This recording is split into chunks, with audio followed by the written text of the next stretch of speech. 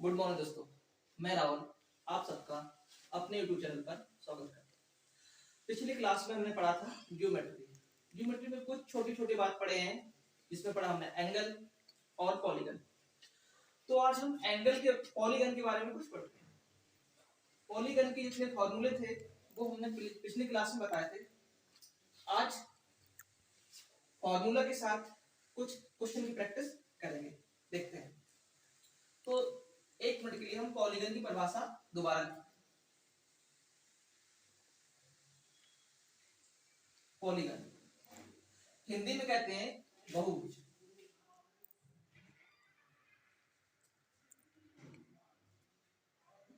Question आएगा polygon क्या है, what is polygon.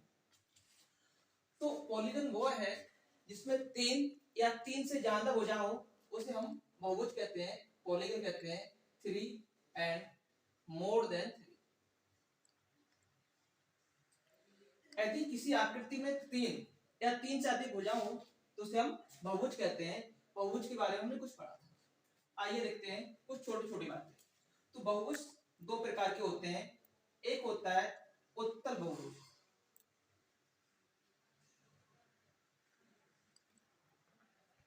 Convex polygon. तो दूसरा होता है अवतल।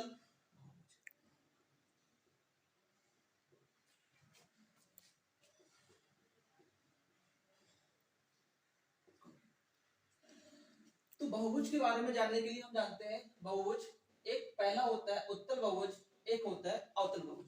उत्तल बहुभुज क्या होता है? ऐसा बहुभुज जिसका कोई भी एंगल, कोई भी कोण 180 से बड़ा ना हो, बड़ा ना हो। मतलब जो भी एंगल आएगा, जो भी आंतरिक कोण आएगा, उन सब का मान 180 से बड़ा ना हो तो क्या होगा? 180 से छोटा, 180 से छोटा। जैसा कि हम पढ़ते हैं तो उत्तल बहुभुज क्या हो गया? जिसका मान 180 से छोटा हो। तो अगला आएगा हमारा अवतल बहुभुज। तो इसकी परिभाषा क्या आएगा? ऐसा बहुभुज जिसका कोई एक कोण, एनी एंगल, एक कोण होगा 180 से बड़ा, 180 से 360 के बीच में। देखेंगे तो उत्तल बहुभुज 180 से छोटा, इसमें कोई एक एंगल जो होगा उसका मान 180 से बड़ा होगा और 360 से होगा, उसे कहते हैं अवतल बहुभुज। इसकी आकृति अजीब टाइप की कुछ बनेगी, ठीक है? जैसे हम देखते हैं, अगर इसको देखेंगे तो ये हमारी बंद आकृति होती है, ठीक। बट इसे देखेंगे तो इसमें हमारी खुली हुई आकृति। चलो ओके। तो आगे हमें जो पढ़ना है वो हम पढ़ेंगे समबहुभुज। क्या पढ़ेंगे? समबहुभुज, या इसी को कहते हैं हम नियमित बहुभुज। तो इस पे आधारित कुछ छोटे छोटे फॉर्मूला हैं जो हम पिछली क्लास में बोल चुके थे, फिर भी हम थोड़ा सा इनका जिक्र कर दे रहे हैं। तो हमें पढ़ना क्या है? नियमित या समबहुभुज, रेगुलर बहुभुज, पॉलीगन। तो इसका पहला फॉर्मूला आता है किसी भी नियमित या समबहुभुज के आंतरिक कोणों का योग, आंतरिक कोणों का योग। इस चीज की चर्चा हम पिछली क्लास में कर चुके थे। कोई भी बहुभुज हो, सम हो, उसके सभी जो आंतरिक कोण होंगे उनका जो योग होता है वो होता है n-2 into 180। Is that clear? इसका दूसरा आता था प्रत्येक आंतरिक कोण का मान।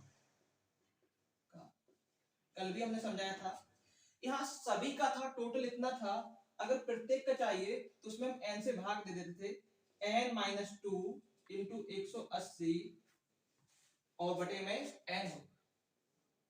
हम जान गए हैं आंतरिक टोटल चाहिए तो n-2 इंटू बने 180, और सिंगल चाहिए तो n-2 इंटू 180। ये सारे फॉर्मूला समबहुभुज के लिए लगेंगे, ठीक है ना? तीसरा होता था बाह्य कोणों का योग।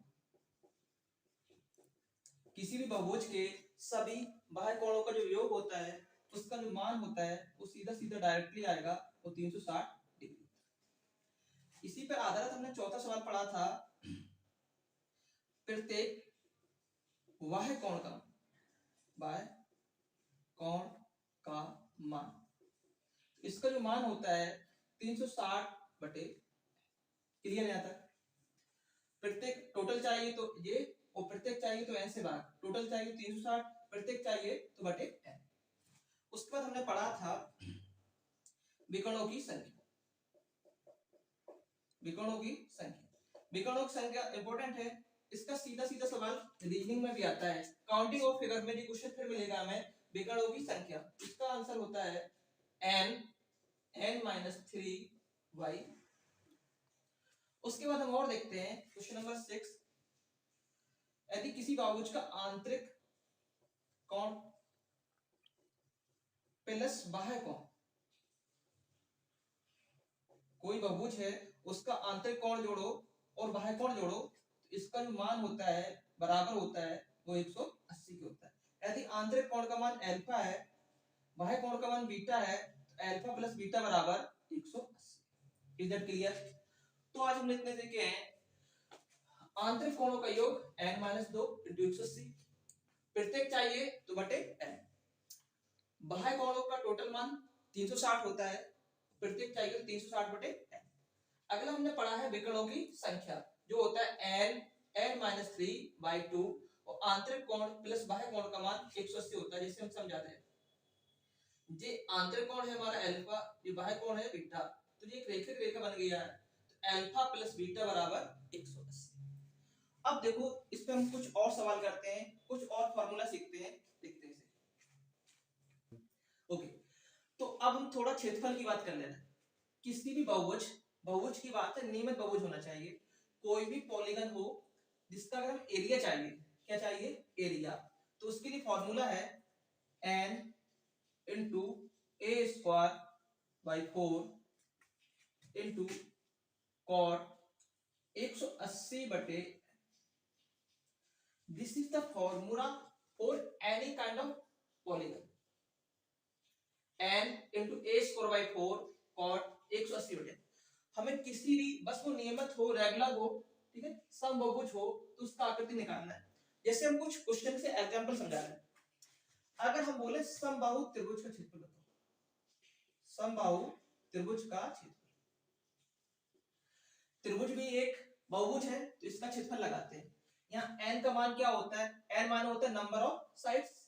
त्रिभुज में कितनी भुजाएं होती हैं? 3, तो यहाँ रखेंगे 3 इंटू a माने उसका साइड्स होगा, a स्क्वायर पता नहीं है, अपॉन 4 इंटू कॉट 180 बटे n माने त्रिभुज कितनी है? 3। आगे देखते हैं 3 into a square by 4 cot, 3 से भाग दोगे 3 × 3 60 टाइम जाएगा, और कॉट 60 की वैल्यू कितनी होती है हमारी? 3 into a square by 4 into cot 60 की वैल्यू होती है 1/√3। √3 से अगर हम 3 काटें, जो नहीं जानते वो देख लो, अगर किसी परफेक्ट नंबर से रूट वाला नंबर काटते हैं हम लोग, तो इससे कटेगा जो परफेक्टली रूट बार कट जाता है, क्लियर ना? परमीकरण से कट जाता है, तो √3 से काटोगे 1, ये कट जाएगा √3।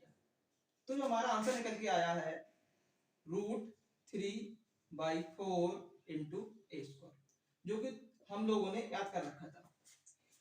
समबाहु त्रिभुज का क्षेत्रफल होता है √3/4 इंटू भुजा स्क्वायर, जो कि हमने इस फॉर्मूले से निकाल लिया, क्योंकि फॉर्मूला बहुभुज का है और समबाहु त्रिभुज भी एक बहुभुज है।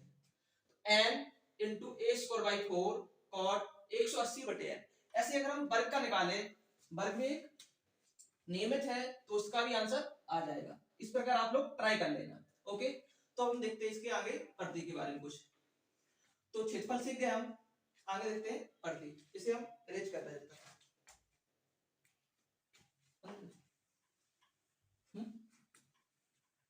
इसी प्रकार यदि हम परिधि की बात करें, नियमित बहुभुज की परिधि, परिधि या पेरीमीटर, ठीक है, परिमाप, ठीक ठीक, ये अलग अलग चीज होती हैं परिमाप। किसी भी जो बहुभुज होगा उसका परिमाप, तो परिमाप माने आठ साइड्स को जोड़ देंगे। अगर ये साइड ए है, यदि ए है तो ये ए है, तो इसका परिमाप कितना निकल के आएगा 3 इंटू ए। अगर ये आकृति वर्ग है, इसकी वजह ए ए ए ए, अगर हम जोड़ेंगे ए प्लस ए प्लस ए प्लस ए, तो ये कितनी हो जाएगी 4a। क्योंकि पढ़ गए हम लोग नियमित, तो आल साइड से इक्वल होंगी, तो परिधि या परिमाप बराबर सीधा सीधा हो जाएगा n into A. Number of sides, जितनी भी साइड्स होंगी, त्रिभुज में 3 होती हैं तो 3 गुणे ए, चतुर्भुज में 4 होती हैं तो 4 गुणे ए, ऐसी पंचभुज होगा, अष्टभुज होगा, तो उसका फॉर्मूला क्या निकल के आया n a। देखेंगे आगे, देखते हैं इसके कुछ अलग टाइप के सवाल। अब आगे पढ़ेंगे हम स्टार के बारे में। क्या पढ़ेंगे? स्टार। हमें स्पेशल पढ़ना है कुछ स्पेशल केस ऑफ स्टार। तारा, तो तारा के लिए हम अलग से फॉर्मूला बता रहा है, वो भी एक पार्ट है, पॉलीगन का पार्ट है उसके लिए। ओके, देखो हम पढ़ते हैं स्टार, तारे के बारे में। ऐसे भी क्वेश्चन डायरेक्टली पेपर में आ जाते हैं, सम ऑफ देयर एंगल्स, ठीक। तो इस स्टार की कंडीशन होती है, इसमें 1 2 3 4 5 कोण है, इसमें A B C D E और एफ। यहाँ एंगल कितने हैं? तुम्हारे जो एंगल है यहाँ पर 6 है। तो इस प्रकार का जब भी स्टार आए, तो इसके लिए जो कोण निकालना हो, इनका योग निकालने का, तो इसका स्पेशल फॉर्मूला है योग। किसी भी जो सम होगा स्टार या तारे का, जो आंतरिक कोणों का जो योग होता है, उसका फॉर्मूला होता है n-4 इंटू 180। क्या होगा हम दोबारा देखते हैं। तारा, कोई भी तारा हो, उसकी साइड्स गिनना है, इट इज कॉल्ड n। इसी प्रकार इसकी गिनेंगे, it is called n-4 into 180। तो अगर हम कहें इसकी angle A plus angle B plus angle C D और ई, तो इसका जो मान होगा, इसमें कितने कोण हैं? 1